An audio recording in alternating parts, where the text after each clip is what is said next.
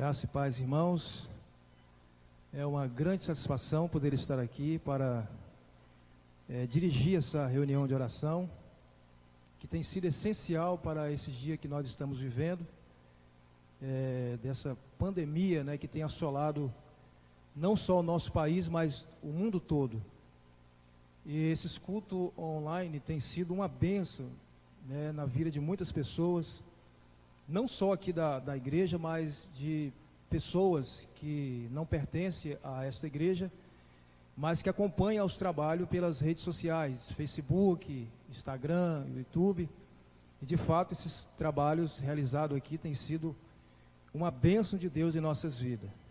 E o interessante é que nós não fomos impedidos, pelas autoridades de adorar a Deus, simplesmente orientados a evitar aglomerações para que o vírus não viesse a se espalhar de forma rápida, Então, a igreja, na verdade, a igreja ela não fecha, a igreja somos nós.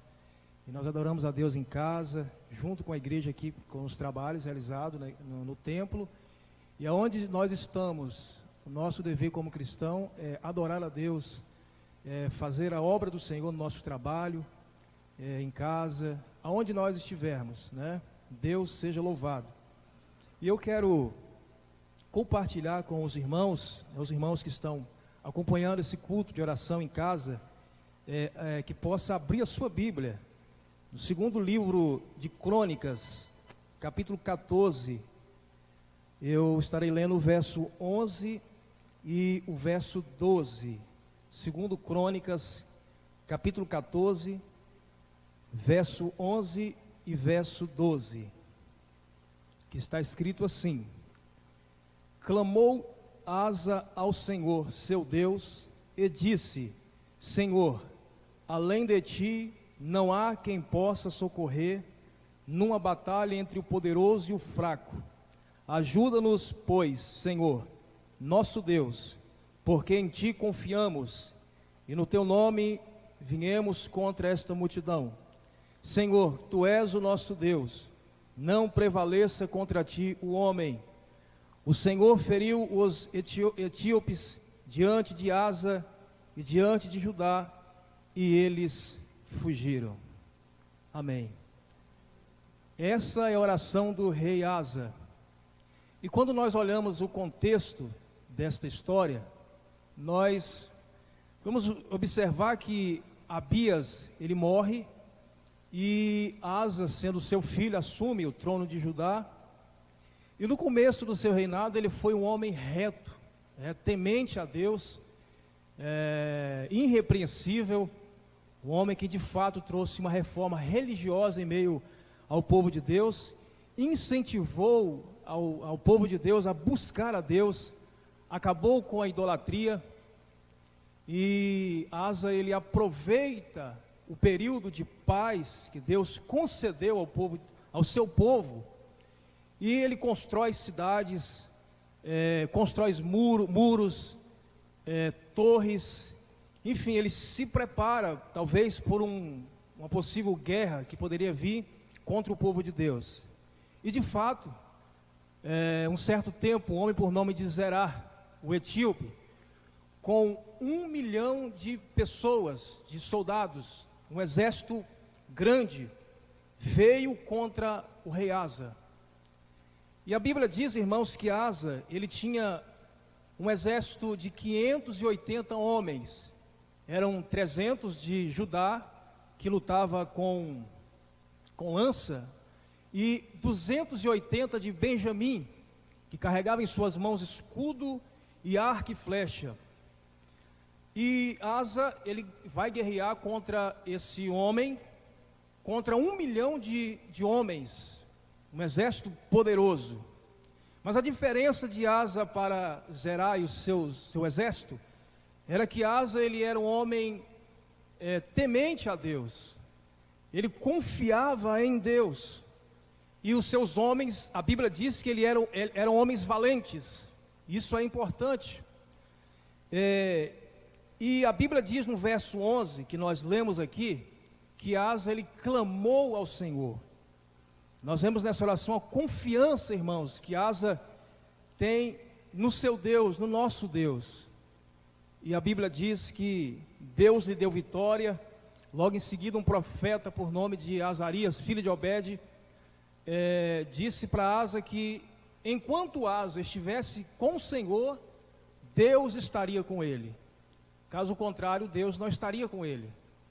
E Asa, ele buscou a Deus, porém, no terceiro ano, no 36º ano do reinado de Asa, a Bíblia diz que Baasa, que era rei do reino norte, Israel, das 10 tribos, ele subiu contra Asa, edificou a Ramá, impedindo que ninguém saísse de perto dele, que chegasse a ele. E talvez quem não conhece essa história, pode pensar assim, com certeza Asa, da mesma forma que confiou no Senhor, ele vai colocar a sua plena confiança nesse mesmo Deus que ele serve.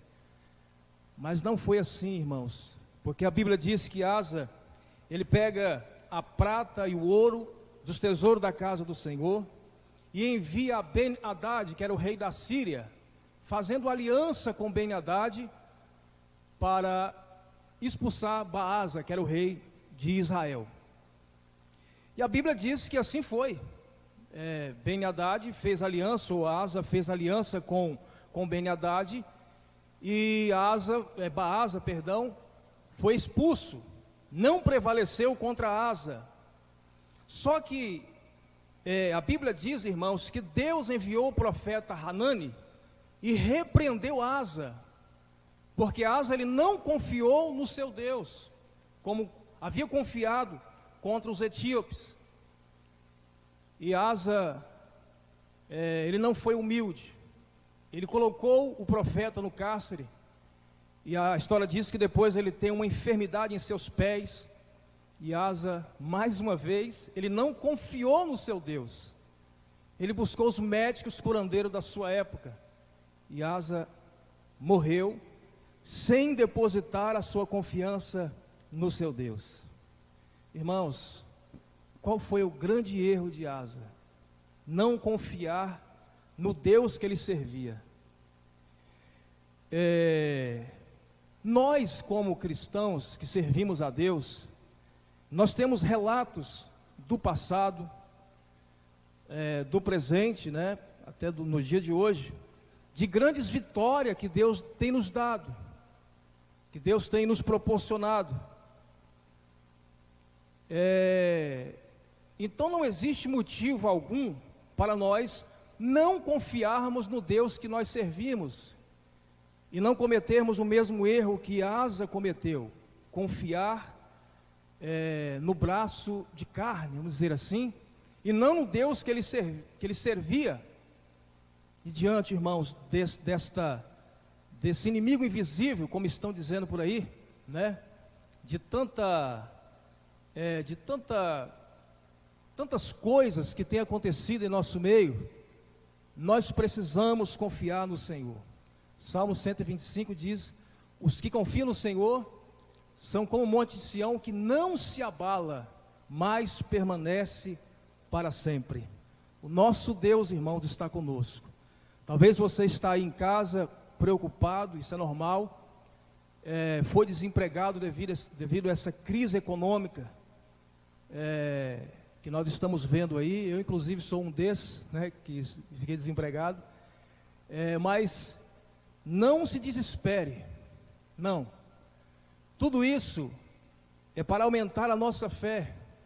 Nós temos que saber que Deus está conosco, independente daquilo que aconteça